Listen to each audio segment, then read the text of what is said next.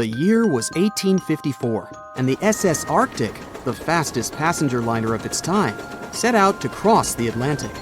As it sailed through the misty veil, it slowly disappeared into the unknown.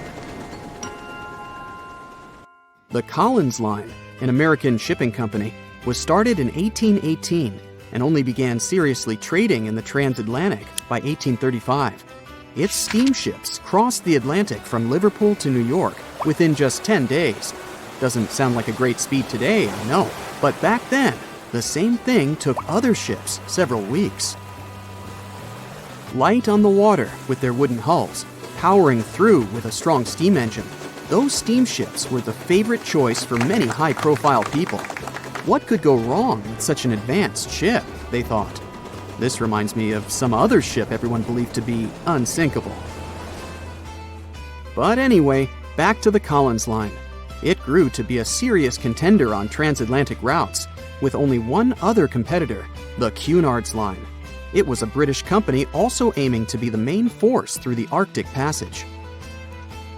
In 1835, the company received a new ship that traveled to Liverpool and came back to New York with the largest cargo ever at that time. From then, the Collins Line was steadily growing. It seemed like there would only be future successes for it. Unfortunately, their lavish ships became costly to run with the amount of coal used. Massive power along with weak wooden hulls meant they needed many repairs after each voyage. So, every trip ended up being expensive. But since the ships were safe and had a great reputation, people were willing to pay the price, and the company was definitely not in crisis. They had achieved something no one had managed to do before them. Like I told you, their ships crossed the Atlantic in a whopping 10 days, and Edward Collins, the owner, was very determined to maintain the pace. Their 5 ships easily outran the Cunard's Line of only 3. With this great praise, it provided more attention. Though the Cunard's ships were slower with their iron hulls, they believed there was still profit, regardless of how slowly they sailed. Among Collins' ships, the Arctic, the third of them to be launched, was the largest, reaching 284 feet long, with 2 side-lever steam engines, each with 1,000 horsepower. The paddle wheels made 16 revolutions a minute when at full speed. At the time of its launch, the press called it the most stupendous vessel ever constructed in the United States. But glamour and fame couldn't avoid what would come next. On the 27th of September, the Arctic was on its journey from Liverpool to New York, continuing a speed pace through the thick fog. It's possible that by that moment, after 4 years of record-breaking trips, the crew became overconfident with their sailing and the ship. Going only 50 miles from Newfoundland, they carelessly continued through the fog with no radio contact, sonar, or any other form of identifying objects, equipped only with Morse code. A smaller ship, the SS Vesta, which operated as a fishing vessel, often worked around Newfoundland. It was passing through the same path as the Arctic and crashed into its side. Shocked by the collision, the captain of the Arctic offered help to the much smaller Vesta, but it was soon clear that the damage that seemed minor on the Arctic was far worse. Beneath the waterline, a hole was letting water into the hull. The cost of the much faster wooden hull now seemed less valuable. They steered toward land, trying to plug the holes, but they weren't doing so well, and the seawater continued to pour in, filling up higher and pushing the ship down. And finally, once the engine room was full, it put out the boilers, taking away the massive power the Arctic was once legendary for. They moved slowly until coming to a complete stop. The ship continued to sink, and the order was to abandon it. At the time, maritime law allowed for the Arctic to carry only 6 lifeboats, only capable of saving 180 people. The crew and some of the passengers managed to push their way aboard and took most of the seats on those boats. Things were pretty wild, and everyone forgot about their manners, not letting the ladies and the youngest ones board first. It took 4 hours for the Arctic to sink. 150 crew and 250 passengers were on board. Those that weren't able to find a lifeboat made a desperate attempt to build their own rafts from parts of the ship. 2 days later, only 3 boats made it safely to the shore. The other 3 were never found. Believe it or not, the rescue party also saved some people that had been clinging to the wreckage for 2 days. Unlike the crew, the captain went down with the Arctic, but amazingly survived. He would be only one of 85 people that made it out of the 400 on board. When the news arrived 2 weeks later, the public responded with great sadness to the losses. Great anger soon followed towards the poor safety measures in the crew. The press published demands to change the laws for more lifeboats. It only made sense to have enough for every person on board a ship. But they ignored those requests. This neglect would lead to more disasters in the future. Enough lifeboats would only come into maritime law some 60 years later, after the disaster of the Titanic. Edward Cullen's wife and 2 children were also aboard the ship and didn't return. He was heartbroken, but didn't stop running his business. The Collins line still had a reputation to uphold, the biggest, fastest, and most luxurious on the Atlantic. Edward Collins would now build an even better ship than any other. It was named the Adriatic, and it was the largest ship in the world, 354 feet long. With 2 alternating steam engines that had never been built of this size. These steam engines at the time were at the height of engineering, though today you can only see them in models and toys. With the new addition of 2 masts, the Adriatic would also be able to sail if needed. Luckily, they made some lessons from the disaster of the Arctic. But before their new ship, the Adriatic, was built, another disaster had occurred. The sister ship of the Arctic had also sunk. They believe this second ship was desperate to stay in front of the Cunard's line and hit an iceberg somewhere during the race. This weird contest took the lives of 141 people. The desperation of Collins and his weakly built hulls pushed the company towards bankruptcy in 1858. The newly built Adriatic, costing over $1 million, had only made 1 voyage in the end. And even that voyage was considered a disaster. The ship collided with a tugboat. It still managed to finish its maiden voyage at a suitable time. After the company had gone bankrupt, they had to sell the ship for only $50,000. They removed the great giant engines, replacing them with only sails.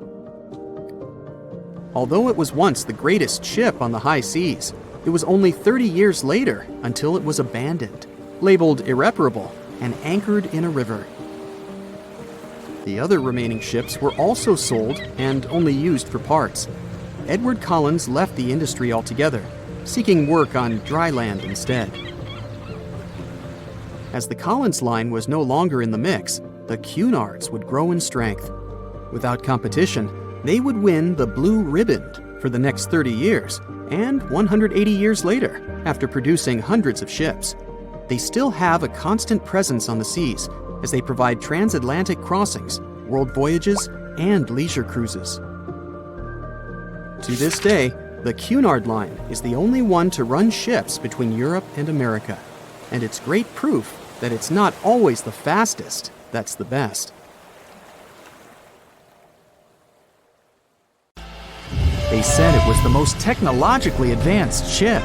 They said it was unsinkable, and when it sank, they made a movie about it. These were the main reasons why the Titanic disaster became world famous. But unfortunately, this is not the only large-scale shipwreck. And sadly, there have been cases much worse than the tragedy of the Titanic. One of them occurred on April 27, 1865. The Sultana steamboat carried passengers and cargo daily between St. Louis and New Orleans. It was a pretty large wooden boat with 3 decks and was 260 feet long and 70 feet wide, almost twice the size of a basketball court.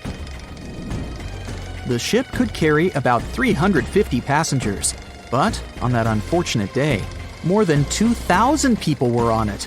On April 23rd, She was making a routine voyage from New Orleans when it broke down.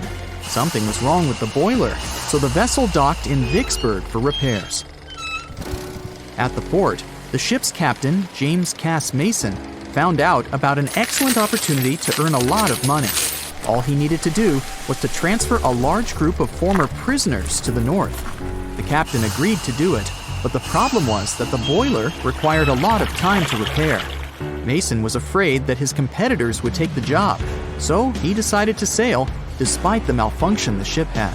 He patched up the holes in the boiler instead of a big repair and invited all the ex-prisoners on board. So, there was a broken boiler, an excess number of passengers, a lack of lifeboats, and not the best river conditions. Also, the captain refused to send the ex-prisoners to the hold, so they were all with ordinary passengers. There were strong chances for a shipwreck, but the greedy desire to earn more money was stronger. The Sultana went on a voyage and sailed up the river for 2 days. At this time, one of the biggest Mississippi floods in history began. The river overflowed its shores because of the flood, with the water level rising several feet. All the trees on the shore disappeared, and only the tops were sticking out of the water. The ship sailed opposite this powerful current, making the boiler work too hard. On the evening of April 26th, the Sultana arrived in Memphis, Tennessee, and they loaded even more, 120 tons of sugar and 200 passengers. She got incredibly heavy. Around midnight, the ship continued its dangerous journey. The captain sailed to barges to load a shipment of coal. At 1 a.m., the vessel left the barge. At 2 a.m., the broken boiler, unable to withstand the load, suddenly exploded. The Sultana was just 7 miles north of Memphis. Few people survived that day. The problem was that passengers trying to escape from the fire jumped into a cold river with a strong current. The Sultana disaster is considered the most tragic shipwreck in the history of the United States. The exact number of those who didn't survive is still unknown. According to various sources, this number was from 961 to 1,800 people. Don't be surprised that almost no one knows this story. There were many more survivors in the Titanic tragedy, and everybody heard about it. But the Sultana sank during one high-profile event. 12 days before the shipwreck, the country lost Abraham Lincoln. People hadn't yet recovered from this news, so no one paid much attention to the tragedy of the Sultana. Many catastrophes happened quite recently by historical standards. One of them occurred in 2002. The ferry La Jula was a Senegalese vessel. The ferry sailed twice a week, mainly along the coast of Dakar, carrying passengers who traded mango and palm oil. It made daily voyages and never faced severe problems thanks to modern rescue equipment and good repair service. But one day, the ship's crew discovered a malfunction and sent the boat to port. For almost a year, La Jula was in a non-working condition, awaiting repairs. But it didn't get high-quality service. After poor maintenance, the ferry set off on its last voyage. On September 26, 2002, La Jula sailed between southern Senegal and Dakar, and at 11 p.m. headed toward Gambia, where a strong storm began. The wind raised high waves, but this wasn't critical for the large passenger ship unless the number of people on board didn't exceed the established norm. La Jula was supposed to carry about 500 passengers, but had many more people that day. Too many passengers, poor repairs, and a strong storm caused severe problems for the ship. But the main factor in the shipwreck was that La Jula was only built for sailing in coastal waters, but that day, it sailed far from the shore. Big waves started rocking the boat, and at some point, it just turned upside down. The ship's deck went underwater, and its lower part stuck above the surface like an iceberg. All the passengers sitting in cabins fell on the ceiling and lost their orientation in space. There were no holes or damage in the ship's hull, and water flooded the lower decks for a long time. The vessel stood in a twisted position for several hours.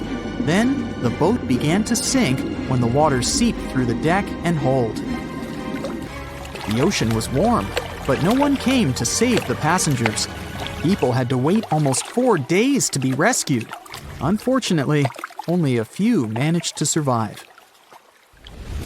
The Philippines is a very dangerous area for ships. This place consists of several thousand islands and a vast area with shallow water.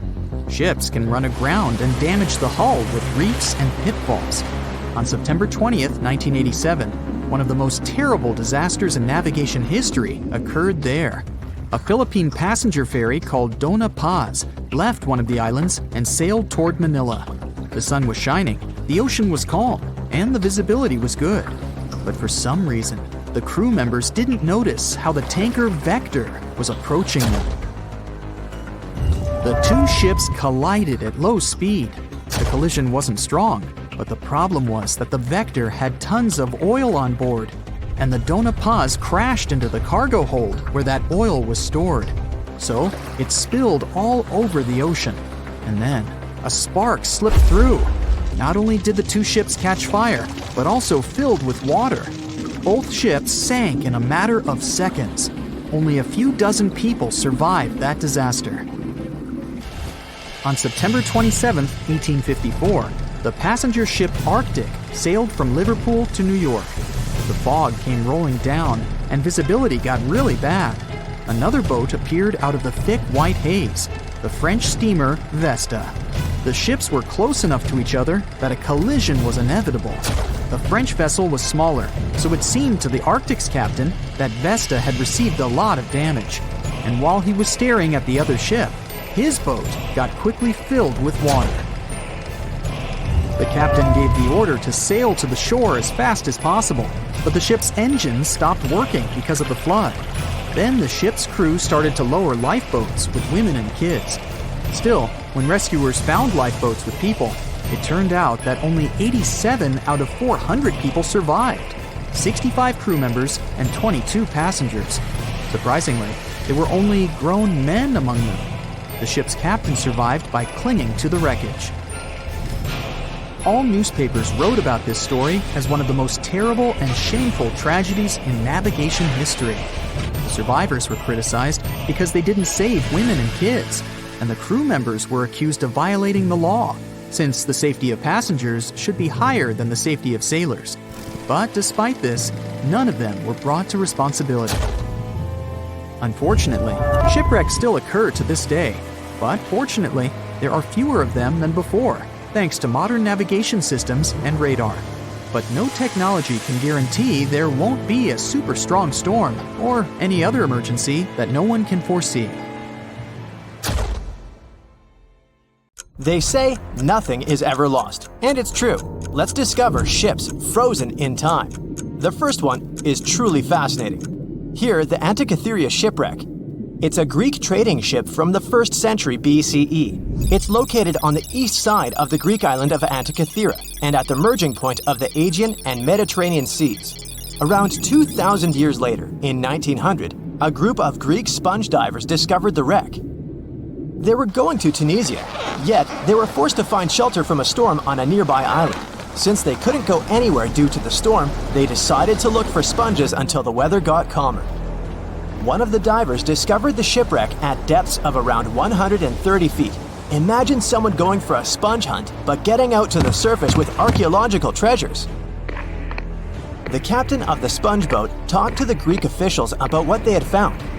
The officials sent 2 ships to the wreckage. The salvage operation was successful, and discoveries are now in Greece's National Archaeological Museum in Athens. The findings included 3 life-sized marble horses, jewelry, coins, and hundreds of works of art, including a 7-foot-tall Colossus statue of Hercules. Among these treasures, Antikythera Ephebe, a bronze statue of a young man, caught more attention. Because the ephebe doesn't comply with any familiar iconographic model, and there are no known copies of his type, he held a spherical object in his hand. Scholars have different theories of who that person could be, but they are not in a consensus yet. More than 70 years later, Jacques-Yves Cousteau and his team went to the area and recovered hundreds more artifacts and the remains of 4 people. Interestingly, they discovered a complex set of interlocking gears capable of predicting the movement of the Sun, Moon, and several planets. The mechanism can also show the times of solar and lunar eclipses years into the future. Think of this Antikythera mechanism as an early computer calendar, to plan significant events like agricultural activities, religious rituals, and Olympic Games. These artifacts found in the Antikythera wreckage are some of the most important findings in modern archaeology. Just the Antikythera mechanism itself has changed our perception of the limits of ancient technology. The mechanism has a sophisticated design and was made over 1,000 years ago. After all these amazing discoveries, experts believe that the wreckage site has remained largely unexplored and is mostly because of its location and the landscape of the seafloor on which the ship rests. The wreck is too deep for scuba divers but too shallow to use something like a submersible.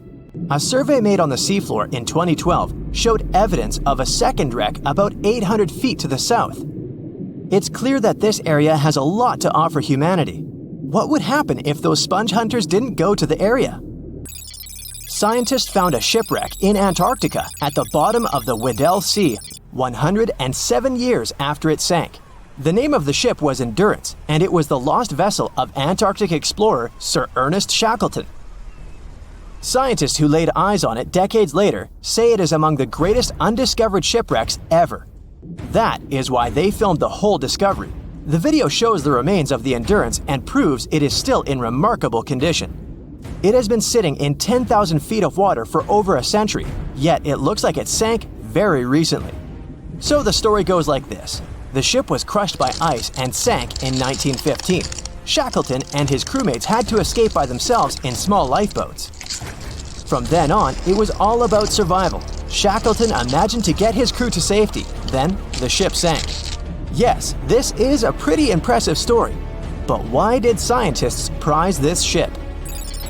Firstly, Shackleton's Imperial Trans-Antarctic Expedition sailed to make the first land crossing of Antarctica.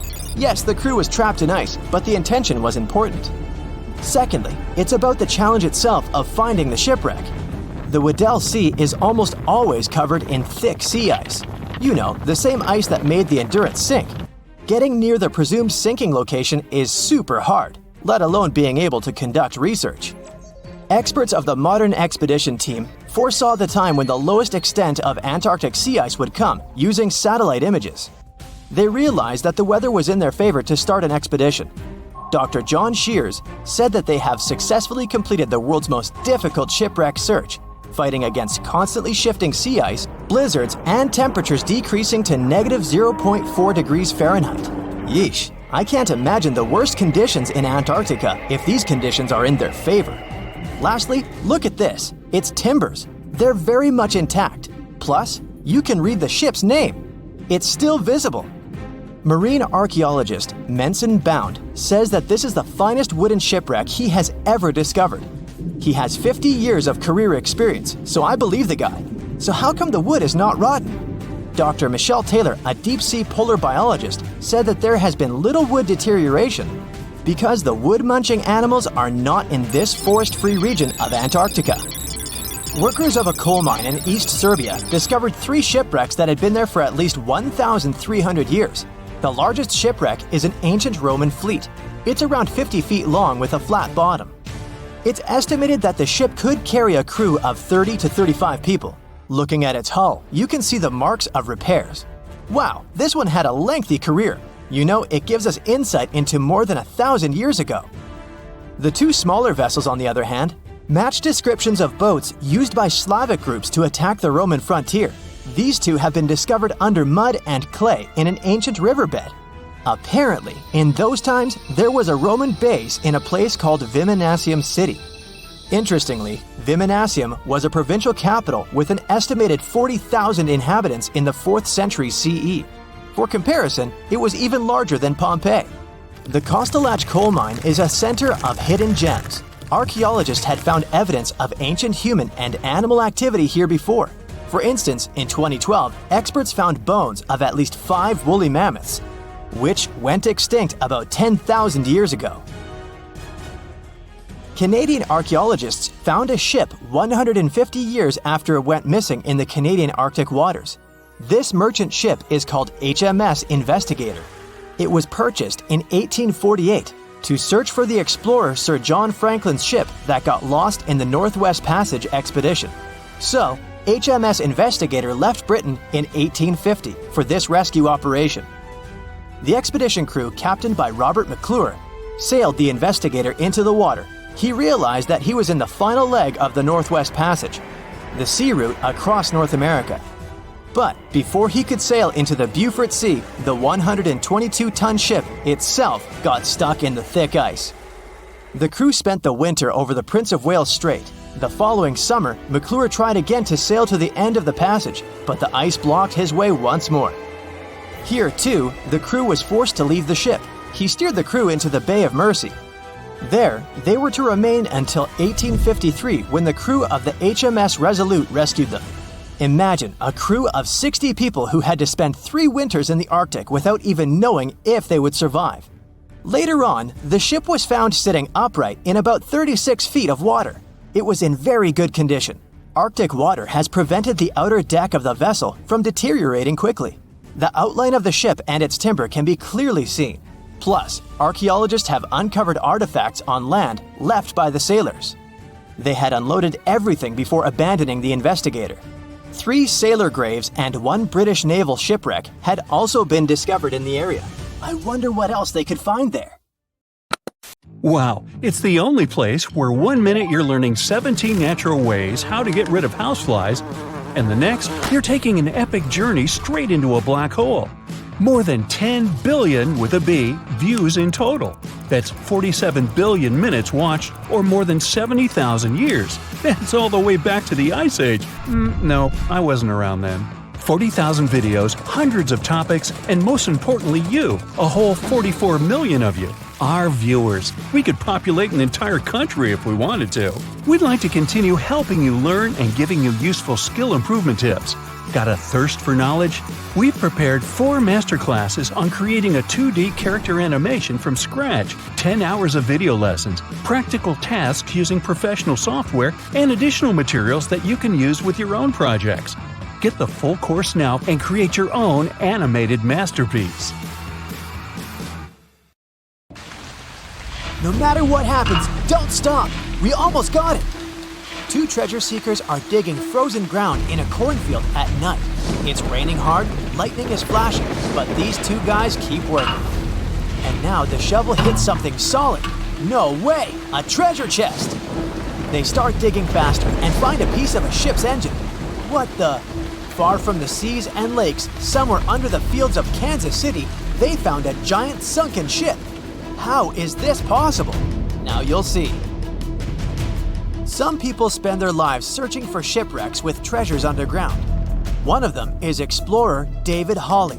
He's been looking for such ships far from the seas, rivers, and oceans for many years. He does this because he likes the feeling of adventure. The holds of these ships may contain chests of gold, antiques, and artifacts. And you can get a lot of money for them. David says you don't have to go into the ocean to find a sunken ship. They may be lying in your backyard. But why do ships end up buried underground among fields, farms, and plains? Let's find out using the example of steamboat Great White Arabia. According to old records, the newspaper clippings, this ship had been carrying about 200 tons of treasure before it sank in 1856. Many rumors and local legends said the ship was lying underground, a few miles northeast of Kansas City. It was there because people deliberately altered the riverbed and channels of the Missouri River in the second half of the 19th century. They artificially brought the shores closer to each other. They narrowed the river to increase the flow's speed, so boats could sail much faster. In the 19th century, steamboats were the most popular means of transporting passengers and goods. Before railroads, they extended the western border across the Mississippi and Missouri rivers and brought supplies to people. That's why it was so important to increase the speed of their movement. So, on September 5, 1856, Arabia was sailing along such an estuary. It came across a snag sticking out of the water. A piece of log quickly flooded the ship. Fortunately, all passengers were evacuated. But the steamer and its precious cargo reached the silt bottom of the Missouri River in a few minutes. Several years had passed. Everyone forgot about the vessel. During this time, the course of the Missouri River had changed. But Arabia remained under the wet, muddy bottom. The soil level above it was getting higher, and the ground was losing moisture. Eventually, many decades later, a cornfield formed above the sunken ship. In the 1980s, one farmer owned this area, and he had no idea what was hidden in his territory. David Hawley carefully studied the history of the sunken ships of the USA.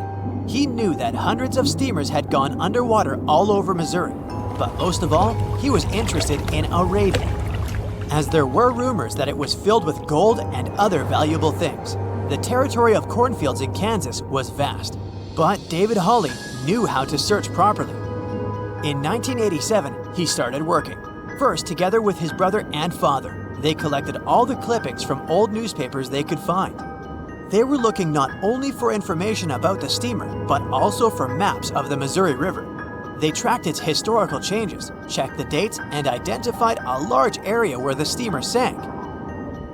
Next, they used electromagnetic testing and other geological stuff to study the soil and find the right place. They searched for differences in ground moisture and density. Then, they went through the territory with powerful metal detectors. And so, by the fall of 1988, they had determined the location of the steamer. Arabia was the size of a football field. This gigantic vessel lay 45 feet underground, 4 stories down. But before they started excavating, they had to ask the owner of the cornfield for permission. For the farmer, this news was a big surprise. He agreed on the condition that the excavations would be completed by spring so that he could sow a new crop. Digging a giant ship in winter is much more difficult and expensive than at other times. It includes additional equipment, electricity, and heating costs. The team worked day and night. They financed the excavations out of their own pocket. Each invested more than $10,000 and took out a bank loan. Finally, they noticed the first details of the ship. The shovels hit the huge engine boilers and the deck. The goal had been achieved. Most of the cargo lying inside the sunken ships is covered with rust, shells, mud, and is badly damaged. The contents of Arabia were in excellent condition, considering that the ship had sunk 130 years prior. Unfortunately, they didn't find the chests of gold. Still, they got several tons of other valuable cargo, household items of people who lived in the middle of the 19th century. It was a time capsule. The ship was carrying supplies for hundreds and thousands of people, and all these things were perfectly preserved. For example, they could clearly see the brand stamp Goodyear Rubber Company on one rubber shoe. The longer the excavations continued, the more things David and his team found. In the barrels, they found plates from the 19th century. They were intact and usable. Also, there were clean clothes, thousands of pairs of shoes, harpoons, frying pans, and umbrellas. The ship was carrying cargo to supply about 16 small towns. Yes, it's not gold, but such artifacts are also precious. The contents of the ship could be worth millions. However, the crew wasn't going to sell these things. They made a museum on the site of a former fruit market in Kansas City. If you go there, you will immediately feel like you're in a department store of the 19th century. There are thousands of items in good condition. Even the matches here are dry enough to light up. It took David many years to present the entire collection from the steamship. He values each of the items and doesn't want to sell them. Anyone can come here, pay for a ticket, and find themselves in the past. Who knows, maybe there's an old ship hidden in your backyard too. Geologists found an older vessel in the hot desert of Namibia in 2008. This ship sailed back in the days when pirates scared sailors on the seas, and now it's inside a dried-up lagoon. The ship sailed from Lisbon in 1533 and disappeared with the crew near a small diamond mining town. After almost 500 years, the hull had been badly damaged. Only the carcass of the ship remained, but the treasure hidden inside the vessel stayed intact. They carefully studied the boat for a long time, trying not to ruin anything. And then, 5 days later, they found a big old chest in the hold. Carefully opening it, they found gold coins there. Thus, the cost of the ship was estimated at about $10 million. The exact cause of the shipwreck is unknown, but experts believe the ship was destroyed by heavy cargo and bad weather. It went to the bottom of a lagoon that later became a desert. Some find an airplane in their backyard, others discover a ship, and one man found a passage to an ancient secret city in his house. This happened in Turkey in 1963. The owners of the building decided to make repairs. He went to his basement and knocked down the wall to turn this place into a living room. And so, behind one wall, he found a tunnel leading underground. The man thought it was some kind of a secret chamber. He went down there and realized it was something much more than that. It was an ancient city 18 floors deep. People built it in the years 780 to 1180 as a refuge from weather disasters and the invasion of enemies. This place also includes many underground tunnels that stretch for several miles in different directions. People could get to the town from different points using secret passages leading to these roads. The city can accommodate about 20,000 residents, livestock, and tons of food supplies. Archaeologists have also found a chapel, schools, stables, and public kitchens there. Strange things occur in the cold waters of Antarctica. One of these things happened to a ship called Jenny. It was a small schooner whose history began in 1822. The boat and its crew set sail and disappeared a year later. For 18 years, the ship was considered sunk. People forgot about it, but in 1840, the vessel reminded the world of itself. That year, the whaling ship Hope sailed through the Drake Channel in Antarctica. The crew members noticed a ship among icebergs. It was the schooner Jenny. It was floating slowly in the dark, with no signs of life.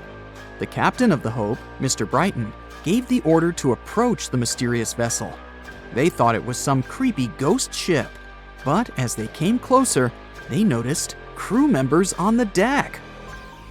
The sailors of the Hope called out to them, but received no answer. This time, it became clear that something terrible had happened to the Jenny. When Brighton boarded, he realized that the Jenny crew members weren't missing. They were here. Frozen people stood like statues. Brighton went down to the lower deck and found the captain. He was sitting frozen at the table, holding a pen. Brighton looked at the logbook. The last record was made on May 4th, 1823. The captain wrote that he was the only living member of the crew. They spent 71 days without food. It seemed that the ship got lost in the sea because its captain went off course or sailed into an iceberg, but no one knew for sure. After that, nobody ever saw the Jenny again. According to rumors, the crew of the Hope abandoned the frozen ship and left it to drift in the cold waters. According to other rumors, this whole story is fiction. The story of the Jenny was described in a German magazine in the middle of the 19th century. Still, there was no further evidence of the ship's existence. Already in our time, Cambridge University decided to explore the case of the Jenny. The researchers discovered that one of the crew members of the Hope, who didn't disclose his name, told someone the legend of the frozen ship. Someone shared the story with another guy, and it was published in a German magazine called Globus. And that's all. There was no other evidence.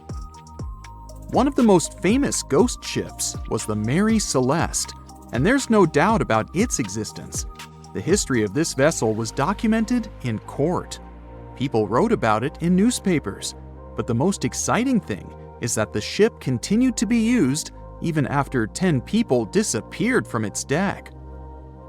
The history of the Mary Celeste began in Canada in 1861. When it was first built, the ship was called the Amazon. It changed captains several times, and it also hit some rocks. The boat was sold, bought, then sold again, repaired, and sailed under the name Mary Celeste. In 1872, it had a new captain, Benjamin Briggs. He was a decent, brave man with a lot of experience in navigation. He had a beloved wife, a daughter, and a son. When he went on his last voyage, He took his wife and daughter with him, and his son stayed in America. In November of 1872, the Mary Celeste sailed from the port in New York with 10 people on board and disappeared. 8 days later, another ship, the Dei Gratia, also left New York and followed the same route.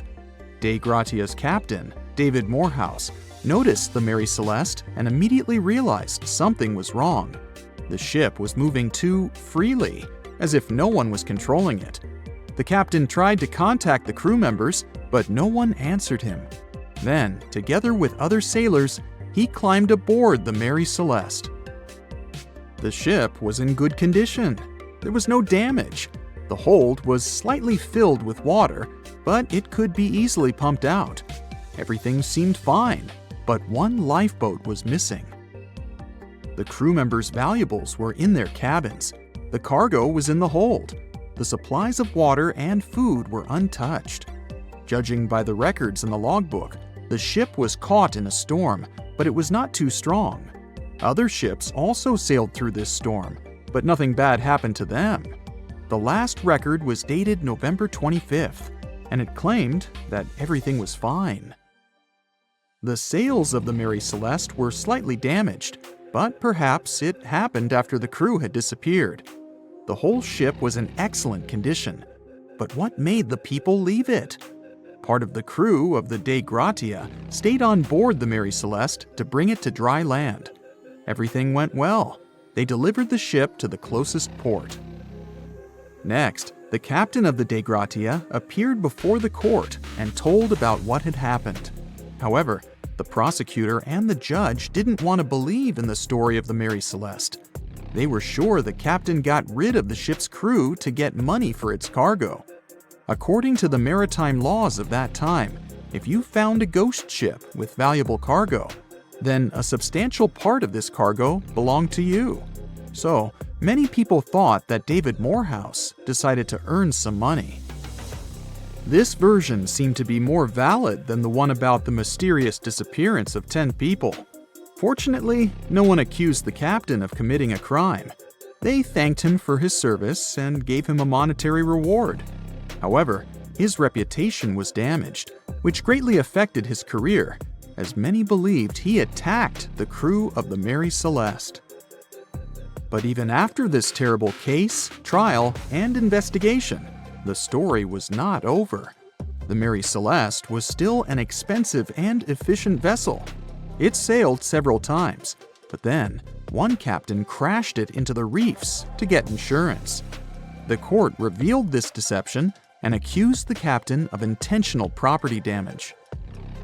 The story of the Mary Celeste became famous all over the world. People began to build their theories, realistic and not. Someone believed the ship had sailed through the Bermuda Triangle, but this version was quickly refuted, as the route of the Mary Celeste passed thousands of miles away from the Bermuda region. Did the Kraken or another giant monster attack the ship? Nope. Since the boat was found in almost perfect condition, there were no signs of a struggle. One of the most popular versions was that the crew of the Mary Celeste stole some valuable cargo and sailed to Spain on the rescue boat. However, those who knew Captain Benjamin Briggs said he was a good, honest man. Besides, he had a son in New York, and Briggs would never leave him. A more thorough investigation revealed that a series of accidental circumstances could have caused the disappearance of the ship's crew. Before its last voyage, the vessel delivered coal. Perhaps the pump intended for pumping water got clogged with coal after that, and when the ship got into a storm, the hold filled with water and the pump broke. The captain couldn't understand the amount of water because numerous barrels in the cargo hold blocked the view. Benjamin Briggs assumed it was dangerous to stay on the ship during a storm, so he evacuated with the passengers on a lifeboat. Perhaps they were close to land and decided to sail there, but the storm intensified and overturned the boat. Also, one record in the log journal said that the chronometer was faulty. It was a device that helped to determine your location at sea using longitude. Briggs got lost and didn't know which way to sail. The storm was strong, and he couldn't determine whether the ship would sink. Perhaps Briggs decided to leave the ship in a rescue boat when he saw the coast of the Azores.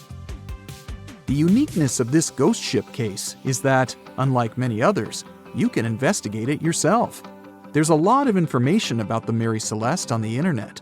There are documentaries and research articles. Perhaps you'll be able to notice something that others haven't seen and solve the mystery of the disappearance of 10 people.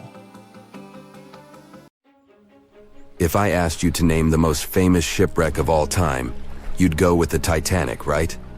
The Atlantic Ocean, the hope for new life, heartbreaking love stories. It had it all to become a blockbuster.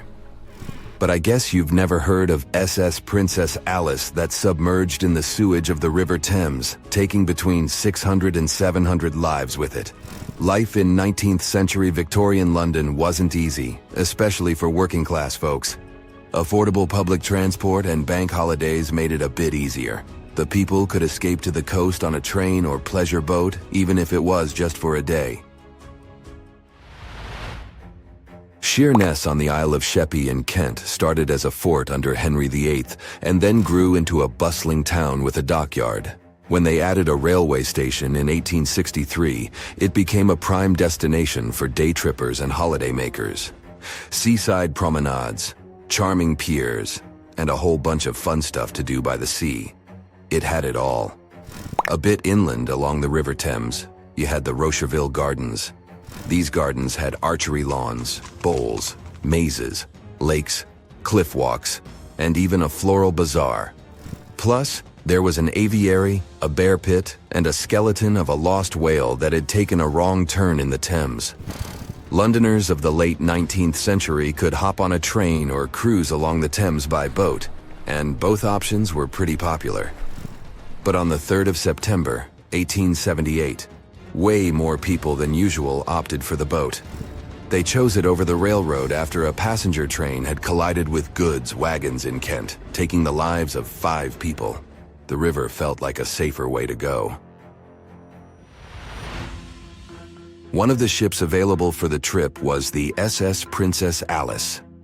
The paddle steamer was first launched in 1865 on the west coast of Scotland. Its original name was the Bute, and it was used as a ferry for the passengers of the Wemyss Bay Railway Company. A couple of years later, it was sold and renamed after Queen Victoria's 3rd child. Then, it was sold again and got the nickname the Shah's Boat, as it transported the Shah of Persia up the Thames to Greenwich in 1873. The ship had gone through several alterations in its lifetime. It got new boilers and watertight bulkheads. The Board of Trade had inspected it and marked it safe. In the year of its final voyage, it was officially allowed to carry up to 936 passengers between London and Gravesend in calm water. On the day of the tragedy, Princess Alice was on what was called a moonlight trip downstream from Swan Pier near London Bridge to Sheerness, Kent and back. The trip wasn't expensive, so most of the passengers were from the working class. There was also a musical band aboard to keep the spirits up.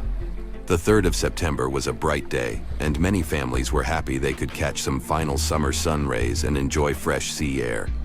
The then owner of the ship, the London Steamboat Company, had several vessels working on the route. The passengers were free to hop on and off different ships. At around 6:30 p.m., after a beautiful day in the open, the SS Princess Alice headed back to Swan Pier. No one kept official lists of passengers, so we'll never know exactly how many people were on board that evening. But they say the steamer was close to its full capacity.